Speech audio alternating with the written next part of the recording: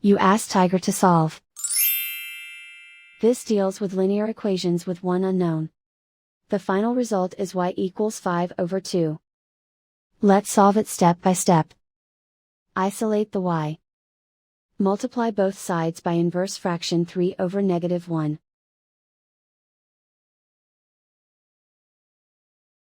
Group like terms. Multiply the coefficients. Simplify the arithmetic.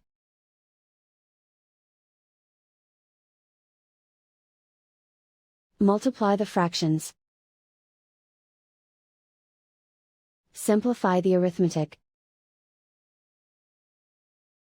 And so the final result is y equals 5/2.